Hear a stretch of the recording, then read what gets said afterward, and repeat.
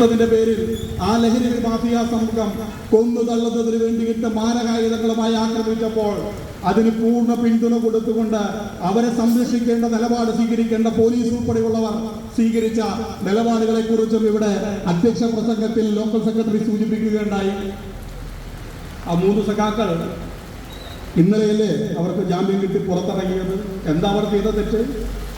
അവർ ചെയ്ത തെറ്റ് എന്ന് പറയുന്നത് ലഹരിക്കെതിരായി ലഹരി മാഫിയെ തടയുന്നതിന് വേണ്ടിയിട്ട് പ്രതിരോധം തീർക്കുന്നതിന് വേണ്ടിയിട്ട് അവർ മുന്നിട്ടിറങ്ങി എന്ന തെറ്റ് മാത്രമാണ് ആ സഖാക്കൾ ചെയ്തത്. അതിന്റെ ഭാഗമായി ആ സഖാക്കളെയും ഈ ലഹരി മാഫിയ കൊടുത്ത കള്ളക്കേസിന്റെ ഭാഗമായി ആ സഖാക്കളെ പിടിച്ച് ജയിലിലടയ്ക്കുന്ന നിലപാടാണ് ഇവിടുത്തെ പോലീസുകാർ ചെയ്തത് എന്നുള്ളതാണ് നമ്മൾ ഈ കഴിഞ്ഞ ദിവസം കണ്ടതാണ്.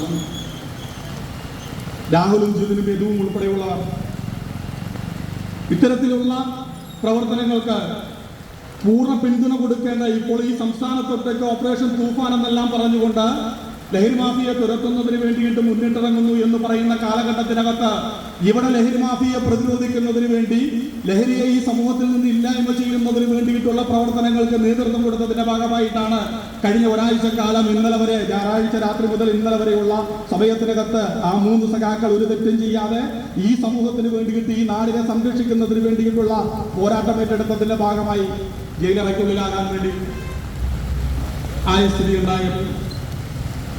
ഇതിൽ നിന്ന് നമ്മൾ കാണുന്നത് യഥാർത്ഥ വസ്തുതകളെ വളച്ചൊടുക്കാൻ വേണ്ടിയിട്ട് സ്വാഭാവികമായിട്ടും ഈ ക്രിമിനൽ ഈ മയക്കുമരുന്ന് കച്ചവടം ഉൾപ്പെടെ നടക്കുന്നവരുടെ ഒരു രീതി നമുക്കറിയാം. അവർക്ക് എല്ലാ സംവിധാനങ്ങളും ഉണ്ടാവും. നിയമത്തിന്റെ എല്ലാ സാധ്യതകളും നിയമത്തിൽ നിന്ന് രക്ഷപ്പെടാനുള്ള സാധ്യതകൾ ഉൾപ്പെടെ അവർക്കുണ്ടാവും. അതിനെയെല്ലാം ഏത് രീതിയിൽ ഉപയോഗപ്പെടുത്തണം എന്നെല്ലാം കൃത്യമായ ധാരണ സ്വാഭാവികമായിട്ടും അങ്ങനെയാണല്ലോ. മയക്കുമരുന്ന് കച്ചവടം നടത്തുന്നവരും ഗുണ്ടാപ്പണി നടത്തുന്നവരും ക്രിമിനലുകൾക്കെല്ലാം ഇതെല്ലാം കൃത്യമായിട്ടുള്ള ധാരണയുണ്ടാവും. അങ്ങനെയുള്ള ധാരണകൾ വെച്ചുകൊണ്ട് അല്ലെങ്കിൽ അവരുടെ അത്തരത്തിലുള്ള ആ മേഖലയിൽ അവർക്ക് അവരുടെ ഈ കൈകാര്യം ചെയ്യാനുള്ള അറിവ് വെച്ചുകൊണ്ട് അവർ തെറ്റായിട്ടുള്ള രീതിയിൽ കേസ് കൊടുക്കുകയും അതിന്റെ ഭാഗമായി ഈ സഖാക്കൾ അകത്തു പോവുകയാണ് ചെയ്തത്. നമ്മൾ കാണേണ്ട വസ്തുത, ഈ നാടിനകത്ത് പോലീസ് ഉൾപ്പെടെയുള്ളവർ കാണേണ്ട വസ്തുത എന്ന് പറയുന്നത് ഈ മയക്കുമരുന്നിനെ തുരത്തുക എന്ന് പറയുന്നത് നമ്മുടെ എല്ലാവരുടെയും ആവശ്യമാണ്. ആരെങ്കിലും ഒരാളുടെയല്ല, ഇവിടെ ഇരിക്കുന്ന മുഴുവൻ ആളുകളുടെയും അല്ലെങ്കിൽ ഈ സംസ്ഥാനത്തിനകത്തെയും ഈ രാജ്യത്തിനകത്തെയും എല്ലാ ആളുകളുടെയും ഒരുപോലെയുള്ള ആവശ്യമാണ്. നാളെ ഇത് കടന്നു കയറുന്നത് അല്ലെങ്കിൽ ലഹരി ഉപയോഗിച്ചുകൊണ്ട് കടന്നാക്രമിക്കുന്നത് ചിലപ്പോൾ നമ്മുടെ മക്കൾ തന്നെ അല്ലെങ്കിൽ നമ്മുടെ അനുജന്മാർ തന്നെ നമ്മുടെ സഹോദരങ്ങൾ തന്നെ കടന്നാക്രമിക്കുന്നത് ചിലപ്പോൾ നമ്മളെ തന്നെയായിരിക്കും, നമ്മുടെ കുടുംബത്തിനകത്തായിരിക്കും ഇത്തരത്തിലുള്ള വിപത്തുകൾ ഉണ്ടാവാൻ വേണ്ടി പോകുന്നത്.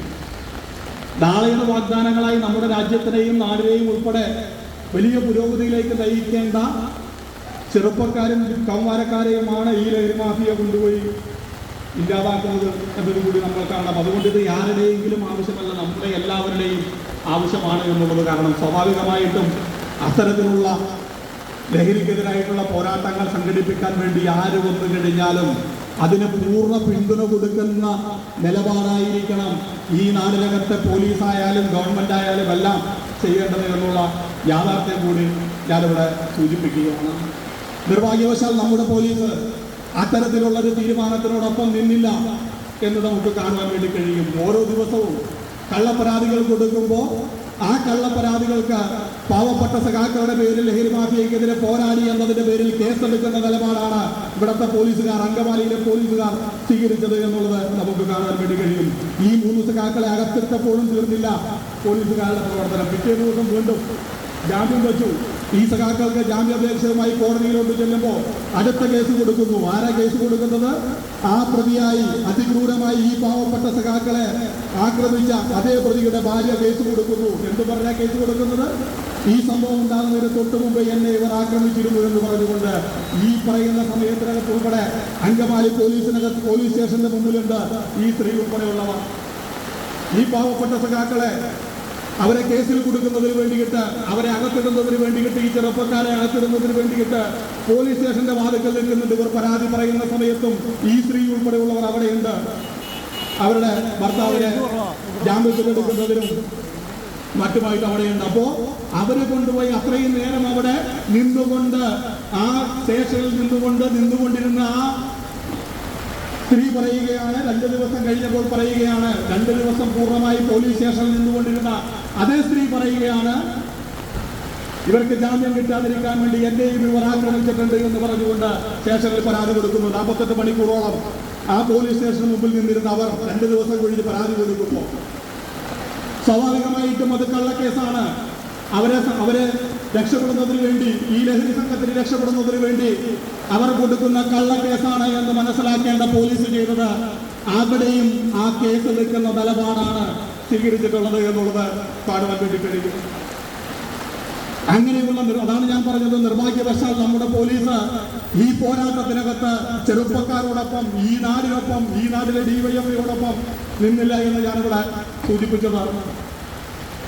എന്തൊക്കെ പ്രതിസന്ധി ഉണ്ടായാലും ശരി, നമ്മളെ സംബന്ധിച്ച്, ഈ നാടിനെ സംബന്ധിച്ച്, ഡിവൈഎഫ്ഐയെ സംബന്ധിച്ചായാലും ഈ നാടിനെ സംബന്ധിച്ചായാലും നമുക്ക് ഇത്തരക്കാരെ ഈ നാട്ടിൽ നിന്ന് ഓടിക്കുക തന്നെ വേണം. നമ്മുടെ ചെറുപ്പത്തെയും നമ്മുടെ കൗമാരപ്രായക്കാരെയും നമ്മുടെ നാടിനകത്തെ ആളുകളെയും ലഹരി മാഫിയയിൽ നിന്ന് സംരക്ഷിക്കുന്നതിന് വേണ്ടി, രാസലഹരിയിൽ നിന്ന് സംരക്ഷിക്കുന്നതിന് വേണ്ടി ആരെല്ലാം എതിരിട്ട് നിന്ന് കഴിഞ്ഞാലും അതിനെയെല്ലാം തച്ചു തകർത്തുകൊണ്ട് ഈ നാടിനെ സംരക്ഷിക്കുന്നതിന് വേണ്ടിയിട്ടുള്ള പോരാട്ടങ്ങൾക്ക് നേതൃത്വം കൊടുക്കുക എന്നുള്ളതാണ് നമ്മുടെ ഉത്തരവാദിത്വം എന്ന് കണ്ടുകൊണ്ട് ആ പോരാട്ടത്തിന് മുന്നിട്ടിറങ്ങണം എന്ന് തന്നെയാണ് ഡിവൈഎഫ്ഐ ഈ നാട്ടിലെ ജനങ്ങളോട് അഭ്യർത്ഥിക്കുന്നത്.